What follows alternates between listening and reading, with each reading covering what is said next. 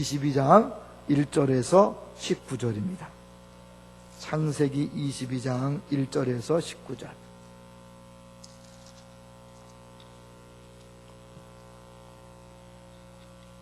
창세기 22장 1절부터 19절을 좀 길지만 한 절씩 교독합니다. 내용을 생각하시면서 한번 읽어주시죠. 그 일 후에 하나님이 아브라함을 시험하시려고 그를 부르시되 아브라함 하시니 그가 이르되 내가 여기 있나이다.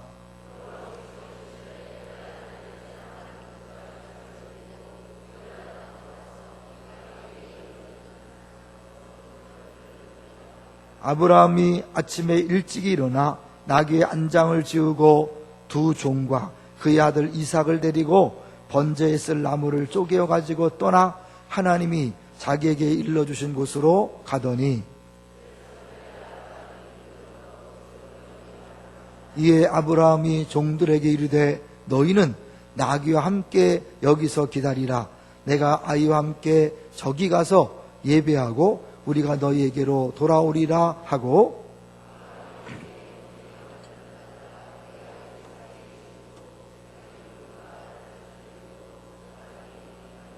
이삭이 그 아버지 아브라함에게 말하여 이르되 내 아버지 하니 그가 이르되 내 아들아 내가 여기 있노라. 이삭이 이르되 불과 나무는 있거니와 번제할 어린 양은 어디 있나이까?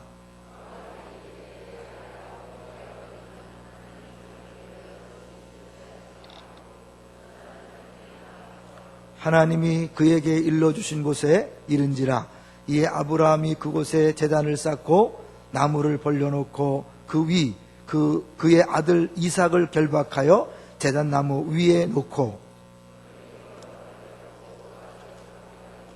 여호와의 사자가 하늘에서부터 그를 불러 이르시되 아브라함아 아브라함아 하시는지라.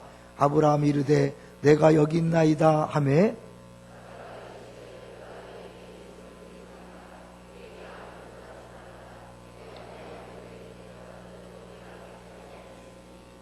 이제야 내가 하나님을 경외하는 줄 아노라. 아브라함이 눈을 들어 살펴본즉 한 순양이 뒤에 있는데 뿔이 수풀에 걸려 있는지라. 아브라함이 가서 그 순양을 가져다가 아들을 대신하여 번제로 드렸더라.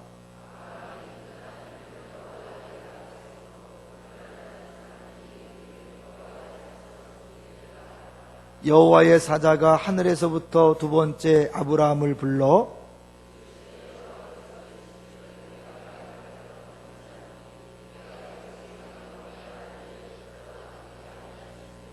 내가 내게 큰 복을 주고 내 씨가 크게 번성하여 하늘의 별과 같고 바닷가의 모래와 같게 하리니 내 씨가 그 대적의 성문을 차지하리라.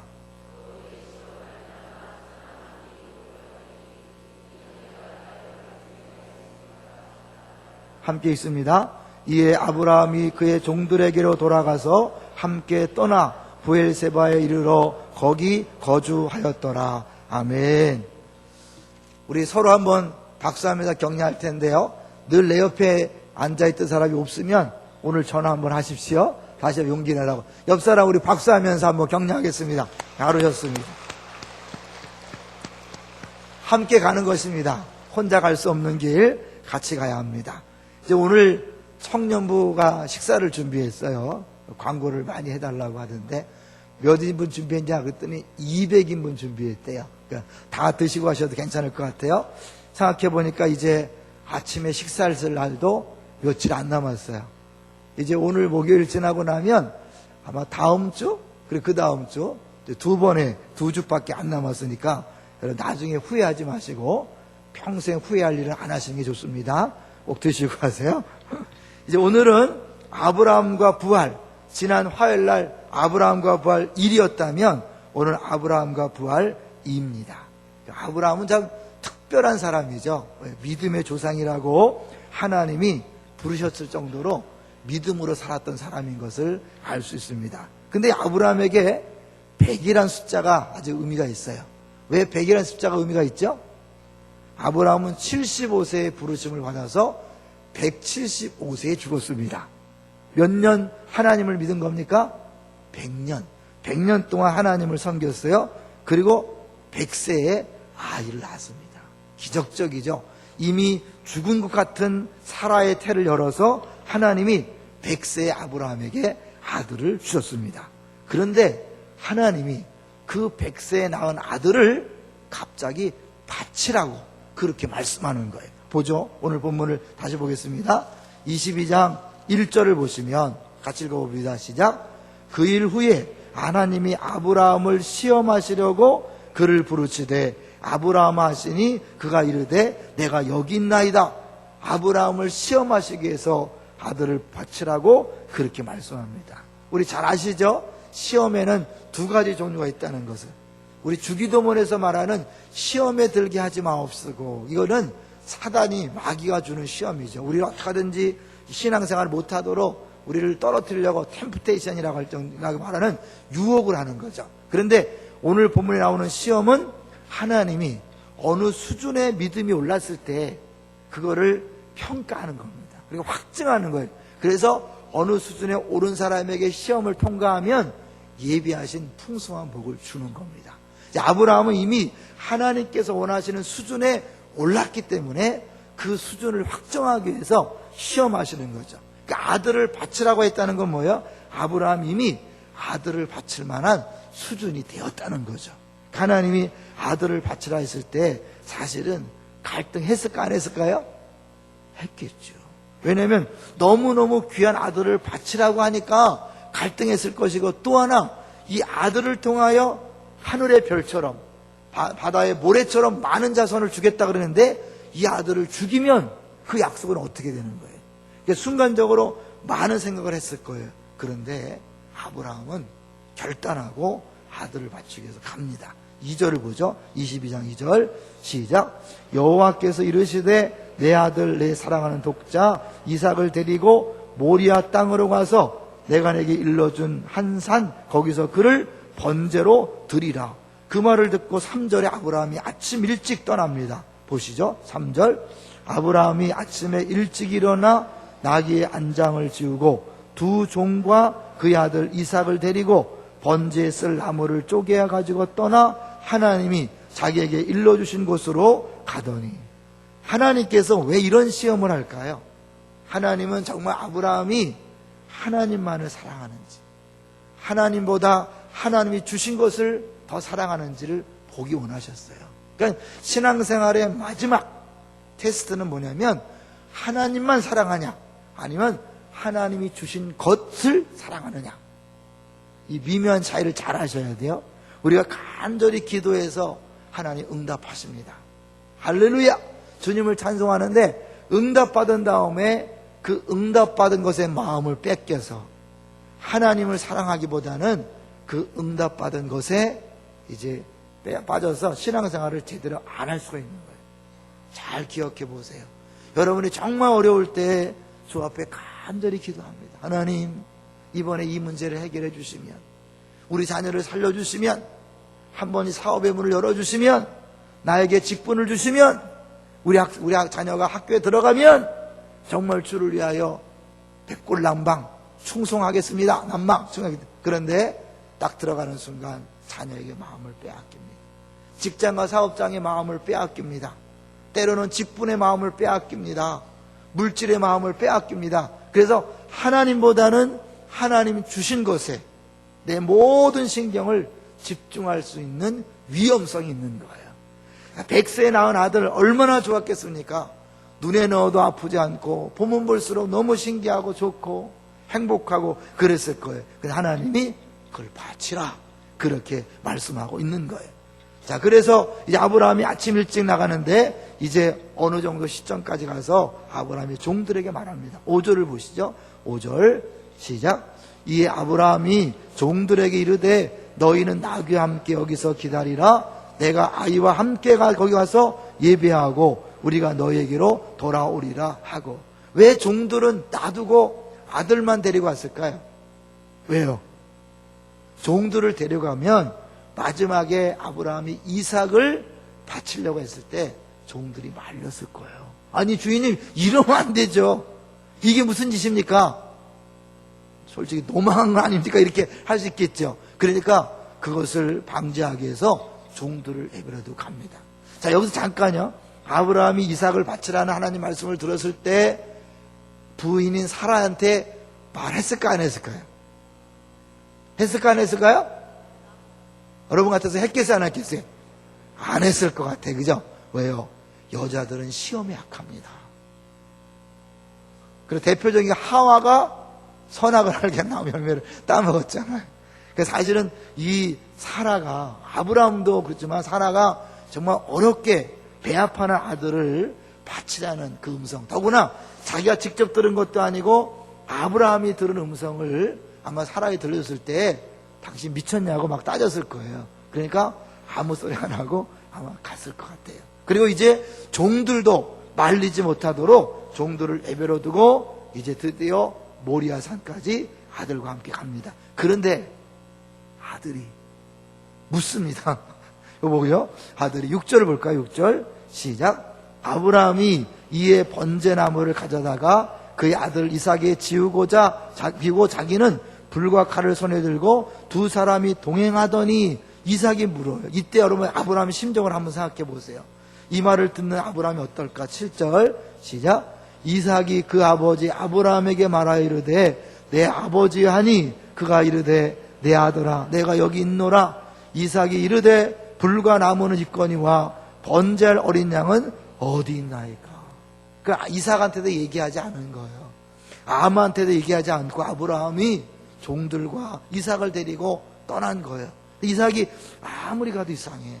3일 동안 아버지가 말을 하지 않아요. 무슨 말을 했겠어요? 여러분 작심 3일이라고요. 아브라함이 3일 동안 걸어가면서 얼마나 많이 갈등했을까요? 믿음의 조상이니까 뭐 씩씩하게 갔겠지. 그랬을까요? 아니죠. 3일 동안 수많은 생각을 했을 거예요. 하나님이 아들을 바치라, 사람을 바치라고 하는 신이 아닌데 가나안 신도 아니고 하나님이 어떻게 사람을 번제로 바치라 그럴까? 말도 안 돼. 그런가 하면 하나님이 약속의 아들로 줬는데 이 아들을 죽이면 그러면 그 약속은 어떻게 되는 거지? 막 수많은 생각을 하면서 묵묵히 간 아버지에게 이삭이 궁금하니까 드디어 묻습니다. 아버지, 번제할 어린 양은 어디 있습니까? 찢어지는 아픔이 있었을 거예요. 그럴 때 8절에 아브라함이 말합니다. 읽습니다. 시작. 아브라함이 이르되 내 아들아 번제할 어린 양은 하나님이 자기를 위하여 친히 준비하시리라 하고 두 사람이 함께 나아가서, 이렇게 말하는 걸 보면 아브라함이 아들을 속이는 걸까요? 아니면 나름대로 가능성을 가지고 하나님이 뭔가 있을 것이라는 가능성을 가지고 얘기했을까요? 가능성을 가지고 했을 것 같아요. 왜? 지금까지 살아오면서 하나님은 아브라함에게 아브라함이 상상할 수 없었던, 예상할 수 없었던 일들을 행하셨거든요. 그러니까 분명히 어쩌면 하나님께서 다른 뭐가 있을 것이다 라는 기대를 했을지 몰라요. 그런데 구절을 보세요. 구절을 보면 아브라함이 당당하게 아들을 죽이는 걸 볼 수 있습니다. 9절 시작. 하나님이 그에게 일러주신 곳에 이른지라 이에 아브라함이 그곳에 제단을 쌓고 나무를 벌려놓고 그의 아들 이삭을 결박하여 제단 나무 위에 놓고, 그 현장에 갔지만 다른 아무것도 보이지 않았습니다. 그러니까 아브라함은 아들을 바치기 위해서 이삭을 묶습니다. 여러분 그럴 때 아들이 가만히 있을 수 있을까요? 이삭이 나무짐, 자기를 태울 만한 나무짐이면 작은 게 아니죠. 왜냐하면 조그만 나무로 사람을 태울 수 없잖아요. 그러니까 나무짐이 많았을 거예요. 근데 그것을 지고 갈 정도면 사람들이 얘기해요. 한 최소한 17살, 18살은 됐을 것이다. 그런데 아버지가 자기를 묶어요. 알잖아요. 자기를 묶으면 어때요? 자기를 죽여서 태울 것을 아는 거잖아요. 네, 이삭이 반항했다는 그런 내용이 없어요. 순순히 이삭이 묶임을 당해서 나무 위에 제단 위에 올려집니다. 그리고 아브라함은 실제로 10절에 손을 내밀어 칸을 잡고 그 아들을 잡으려 하니, 흉내낸 게 아니에요. 정말 죽이려고 했어요. 자기가 100세에 낳은 아들, 눈에 넣어도 아깝지 않은 아들, 하나님의 약속의 자손, 그 아들을 죽이려고 칼을 들었어요. 그런데 아브라함은 조금 더 그 순간에는 갈등하지 않았어요. 3일 동안 오는 동안은 갈등했겠지만 그 순간에는 죽이려고 작정했어요. 그러니까 하나님이 급해서 2번 부르는 거 아니에요? 볼까요? 11절 보십시오. 11절 시작. 여호와의 사자가 하늘에서부터 그를 불러 이르시되 아브라함아 아브라함아 하시는지라. 아브라함이 이르되 내가 여기 있나이다. 하나님이 급한 거예요. 진짜 죽이려고 하니까. 그러면서 하나님 말씀합니다. 12절 같이 읽습니다. 사자가 이르시되 그 아이에게 내 손을 대지 말라. 그에게 아무 일도 하지 말라. 내가 내 아들 내 독자까지도 내게 아끼지 아니하였으니 내가 이제야 내가 하나님을 경외하는 줄을 아노라. 이거 12절 다시 한번 읽어보죠. 12절 여러분 나한테 하시는 말씀을 생각하고 한번 읽어봅니다. 시작. 사자가 이르시되 그 아이에게 내 손을 대지 말라. 그에게 아무 일도 하지 말라. 내가 내 아들 내 독자까지도 내게 아끼지 아니하였으니 내가 이제야 내가 하나님을 경외하는 줄을 아노라. 가장 사랑하는 독자도 아끼지 않고 주 앞에 드릴 수 있는 것, 그것이 바로 하나님을 사랑하는 것이요 하나님을 경외하는 것이라고 말씀하고 있습니다. 여러분 중에 하나님 이거는 아닙니다. 이거는 절대로 안 됩니다. 그렇게 기도하면서도 하나님 이것만은 절대 안 됩니다 라고 붙잡고 있는 것은 없습니까? 하나님을 경외하는 것이 아닙니다. 하나님을 사랑하는 것이 아닙니다. 자, 그렇다면 아브라함은 어떻게 자기 아들을 죽이려고 했을까? 여기에 부활신앙이 있는 것입니다. 자, 히브리서 11장으로 가보자. 이제 여기 이 신약을 통해서 아브라함의 마음을 알 수 있어요. 여기 구약에는 아브라함이 무슨 마음을 했는지 알 수 없지만 신약 성경에서 분명히 가르쳐주고 있습니다. 히브리서 11장 믿음의 장이잖아요. 11장 17절 신약 성경 365쪽입니다. 365쪽 히브리서 11장 17절부터 19절까지 보면 아브라함이 이때 어떻게 왜 아들을 죽이려고 했는지를 볼 수 있습니다. 17절 시작. 아브라함은 시험을 받을 때에 믿음으로 이삭을 드렸으니 그는 약속들을 받은 자로 돼 그 외아들을 드렸느니라. 자, 18절 그에게 이미 말씀하시기를 내 자손이라 칭할 자는 이삭으로 말미암으리라 하였으니 19절 그가 하나님이 능히 이삭을 죽은 자 가운데서 다시 살리실 줄로 생각한지라. 비유컨대 그를 죽은 자 가운데서 도로 받은 것이니라. 자, 19절이 중요하잖아요. 그가 하나님이 능히 무엇을? 이삭을 죽은 자 가운데서 다시 살리실 줄로 생각한지라. 자기가 죽여도 하나님이 분명히 이삭을 통하여 하늘의 별처럼 바닷가의 모래처럼 많은 자손을 주겠다고 약속했으니까 이 아들을 죽임으로 끝나지 않을 것이다, 살릴 것이다 라는 부활의 믿음이 있었던 거예요. 그러니까 과감히 죽일 수 있었어요. 정말 하나님을 믿습니까? 그렇다면 여러분 우리가 걱정하지 않는 거예요. 우리는 하나님보다도 내가 더 하나님을 걱정해. 하나님의 일을 하나님보다 내가 더 걱정해. 이러다가 교회 안 되는 거 아닙니까? 이러다가 우리 자녀 망가지는 거 아닙니까? 우리 직장 망하는 거 아닙니까? 사업장 망하는 거 아닙니까? 그게 누구 건데요? 여러분 누구 거죠? 자녀는 하나님 거예요. 그래서 어떤 사람이 얘기했어요. 자녀는 하나님이 주신 귀한 손입니다. 여러분의 자녀가 아닙니다. 하나님 맡겨주신 하나님의 자녀입니다. 믿습니까? 근데 내가 더 걱정해. 하나님이 책임이다니까요. 믿습니까? 여러분의 기업, 직장 누구 겁니까? 내 거라는 사람, 믿음이 없는 사람. 우리 청직이기 때문에 내 것은 없습니다. 믿습니까? 하나님 거라면 하나님이 책임질 줄로 믿습니다. 가장 기본적인 믿음이 하나님 것이기 때문에 하나님이 책임지신다. 하나님이 약속했기 때문에 하나님이 다시 살리실 줄로 생각한지라 확신한다는 거예요. 그렇기 때문에 그것은 뭐예요? 비유컨대 그를 죽은 자 가운데서 도로 받은 것이니라.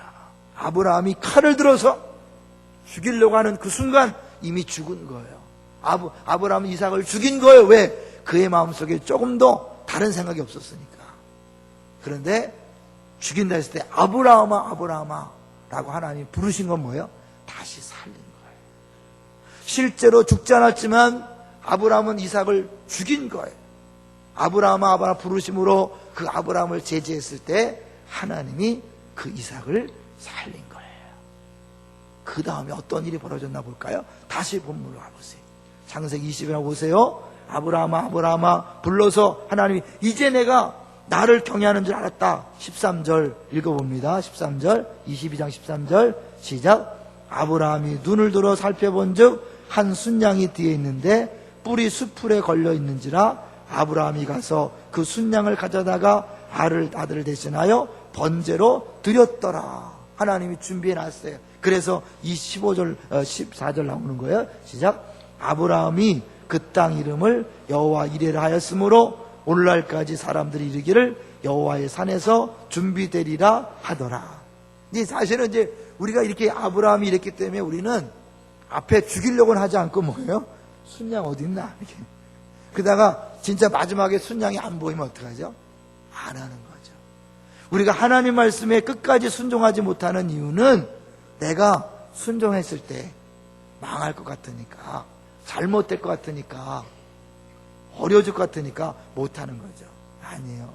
진짜 하나님을 믿는다면 순종하시는 거예요. 그럴 때 하나님께서 그 시험을 주신 이유가 있잖아요. 하나님 왜 시험을 주는 거예요? 너 되나 봐서 망가뜨리려고 하는 게 아니라 이 시험에 통과한 다음에 계획된 어마어마한 복을 주기 위해서 마지막 자격 시험을 치르는 거예요. 자격 테스트. 그래서 결국 하나님 뭐라고 하십니까? 자, 17절 보세요. 16절에 내 아들 독자도 아끼지 아니하였은즉 17절 시작. 내가 내게 큰 복을 주고 내 씨가 크게 번성하여 하늘의 별과 같고 바닷가의 모래와 같게 하리니 내 씨가 그 대적의 성문을 차지하리라. 계속해서 뭐예요? 내 씨가 크게 번성하여 내 씨가 그 대적의 성문을 차지하리라. 18절 시작. 또 내 씨로 말미암아 천하 만민이 복을 받으리니 이는 내가 나의 말을 준행하였음이라 하셨다 하니라. 아멘. 저는 이 말씀이 특별히 저희 인생에 특별한 의미가 있습니다. 가끔 간증했지만 하나님께서 부흥의 시간, 부흥의 때 강사 목사님을 통해서 이 본문을 가지고 설교하게 하시고 그 설교를 듣고 기도하는 중에 너도 아브라함처럼 너의 가장 귀한 것을 내놔라. 그 당시에 저에게 부목사 때 가장 귀한 것은 담임 목사로 나가는 거였어요. 빨리 담임 목사가 되는 거였어요. 근데 그것을 하나님께서 내려놔라. 포기해라. 앞으로 할 수 없는 상황 속에서 당장의 담임 목사 청빙받는 것을 그만두고 동산교회 큰 습비전에 내 자신을 헌신한 거예요. 아니 그래서 지금 여기 이 자리에 있는 겁니다. 그 당시에 당회 결정하지 않은 상태 속에서 이제 이 고잔동 건물을 분립개척하기로 그것도 김인중 목사님하고 부목사 몇 명이 얘기한 거기 때문에 당회 결정된 게 아니었어요. 그러니까 그것은 앞이 확실하지 않은 내용이었어요. 그런데 하나님께서 말씀하셨고 제가 결단하여 하나님 앞에 드렸을 때 하나님 말씀했어요. 이제야 내가 나를 사랑하는 줄 알겠다. 얼마나 많이 울었는지 몰라요. 왜냐하면 내가 내 야망과 내 욕심으로 달려왔는데 하나님이 이런 고백을 하기까지 기다려주셨구나. 하나님 여기까지 나를 인도하셨구나. 얼마나 울었는지 몰라요. 그리고 하나님은 그것으로 끝이 아니었어요. 지금 여기 이 자리에 있잖아요. 이 고잔동 건물을 하나님께서 허락하시고 수백 명 허락하셔서 여기까지 온 거예요. 하나님께서 우리에게 무언가 말씀하실 때, 요구하실 때 하나님이 더 큰 계획이 있는 줄로 믿습니다. 복을 주시려고 작정하시고 우리가 감당할 수 있기 때문에 감당할 수 있는 그 수준에서 우리에게 요구하시는 거예요. 여러분 이번 특세를 통하여 하나님께서 분명히 말씀하신 내용이 있을 거예요. 여러분을 변화시키셔서 하고자 하는 내용이 있을 거예요. 한번 순종해 보세요. 마음의 소원이 되신 것, 하나님께서 주셨다고 생각하는 생각, 결단하세요. 분명히 갈등이 있을 것입니다. 할까 말까? 했다가 잘못되면 어떡하지? 했다가 망하면 어떡하지? 죽으면 죽으리라. 죽어도 하나님께서 살리시리라. 할렐루야. 그게 부활신앙입니다. 이제 어제 국민일보에 나왔던 한 내용을 소개하면서 말씀을 마치려고 합니다. 오늘의 설교, 그래서 한 목사님이 설교문을 썼는데 그 안에 넣은 예화에 그대로 읽어드릴게요. 월드컵 스타인 A 선수는 초등학교 5학년 때부터 축구를 했다고 합니다. 가난한 가정이었기에 많은 어려움이 있었습니다.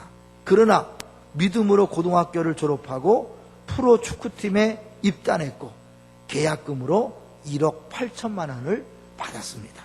그런데 문제가 생겼습니다. 아버지가 교회에 대해 부정적이었기에 11조 얘기를 할 수가 없었습니다. 아버지가 무슨 걱정이라도 있느냐고 묻자 1,800만 원이 필요하다고 하니 통장에서 인출해 주었습니다. A 선수는 그 돈을 11조로 드렸습니다. 뒤늦게 이 사실을 알게 된 아버지는 교회에 가서 우리 아들이 낸 돈을 돌려달라고 했습니다. 그럴지라도 우리 교회도 이런 사람이 있었으면 좋겠습니다. A 선수는 그 돈을 11조로 드렸습니다. 뒤늦게 이 사실을 알게 된 아버지는 교회에 가서 우리 아들이 낸 돈을 돌려달라고 했습니다. 이에 A 선수는 눈물을 흘리며 주님 없이 살아갈 수 없다며 11조를 드려 하나님의 축복을 받고 싶다고 호소했습니다. 누구한테? 아버지한테 얘기한 거죠. 그런데 놀라운 일이 일어났습니다. A 선수 아버지도 예수를 믿게 됐다는 사실입니다. 할렐루야. 있는 그대로 읽어드렸어요. 어려웠을 거예요. 그렇죠? 아버지가 분명히 반대하고 교회 가서 난리칠 정도의 그 사실을 왜 몰랐겠어요? 그런데 하나님께서 그 마음에 소원을 주시니까 하나님 앞에 드렸고 그 일을 통하여 믿지 않던 아버지가 예수를 믿게 된 거예요. 우리가 이해할 수 없는 모습으로 하나님이 찾아옵니다. 하나님 말도 안 돼. 어떻게 아들을 바치라고 합니까? 어떻게 가나안 신처럼 하나님이 그럴 수 있습니까? 약속의 자손을 바치라니요. 말도 안 됩니다. 하나님 잘못 말씀하셨죠? 이렇게 말할 정도로 상황이 그런 거예요. 여러분이 하나님 앞에 순종해야 될 때 많은 이유가 있어요. 안 되는 이유가 많이 있어요. 그런데 순종하여 결단했을 때 거기에 놀라운 비밀이 있고 놀라운 축복이 기다리고 있을 줄로 믿습니다. 이럴 때 신앙생활하는 맛이 있는 거죠. 이야, 하나님 이런 분이야. 여러분 이런 간증의 사람들 되시기를 주의 이름으로 축원합니다.